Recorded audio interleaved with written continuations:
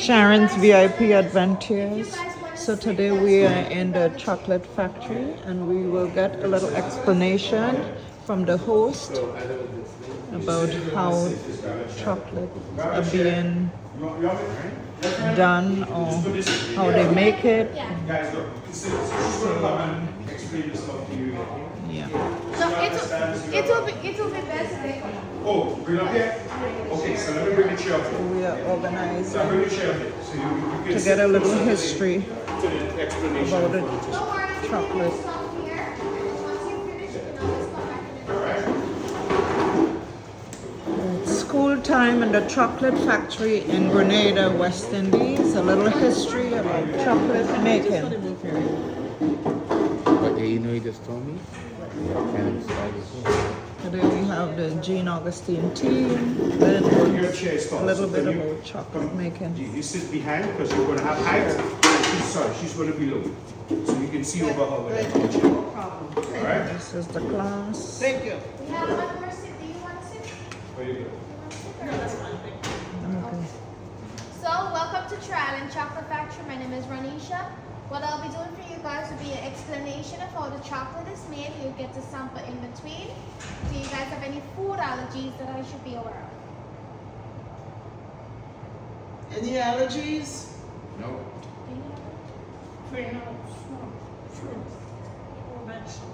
So, I'm not going to give you the first one. Well, the last one. I'll save it for last. Any other allergy? Because, I mean, we don't have an EpiPen. So, any allergy, even if it's shellfish, any allergy, just let me know. No other person other than nuts, right? What you said shellfish? Mhm. You're I mean, we not. don't add fish in chocolate, but we still need to know if you have any Oh, allergies. okay. Allergies. Yeah. Okay. So the first chocolate I'm gonna have you guys try to 60%, and this one has a ginger flavor. My hands are dirty, so. You want some hand sanitizer? I'm gonna try my first chocolate.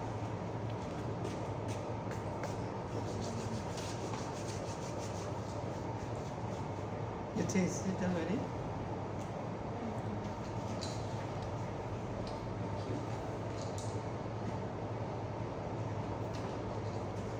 Thank you.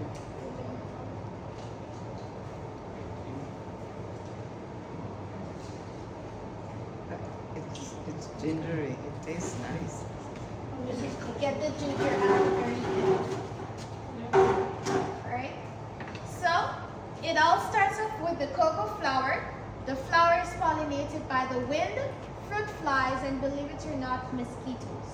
So mosquitoes do have a purpose after all.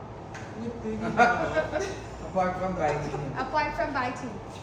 If you ask anyone about mosquitoes, they will tell you mosquitoes are mosquitoes. But for me, I believe that they are two different types because I've seen them before and I know what those that pollinate the flower do.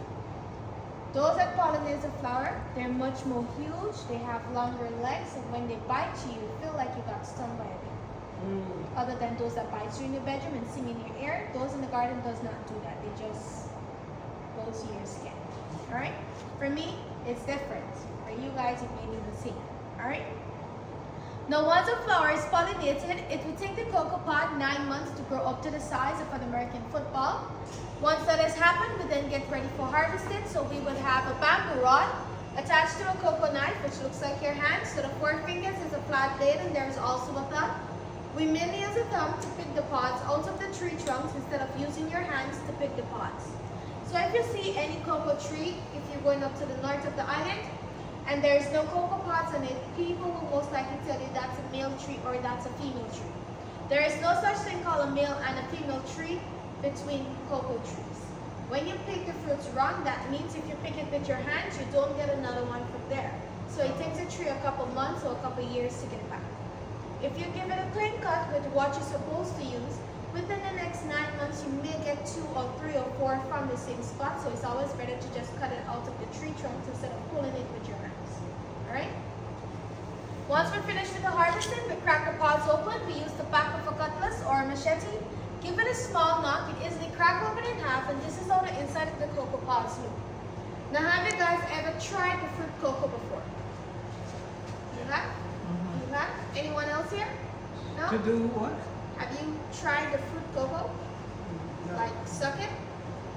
Have you ever had a lychee or a lychee before?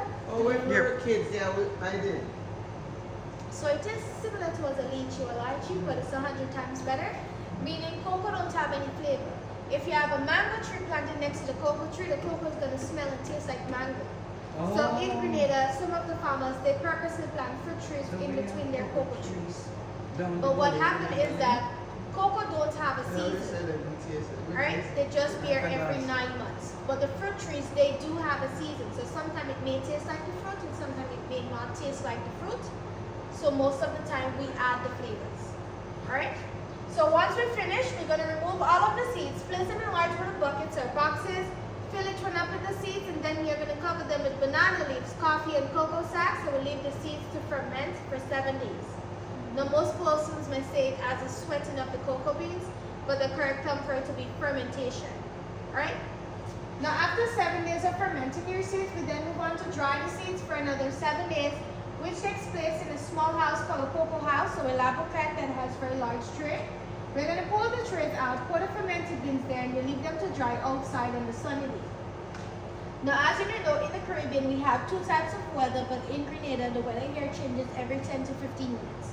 So if you want to do a full island tour of Grenada, do not look at the weather channel because they can tell you today it's a rainy day, when you wake up it's hot sunny.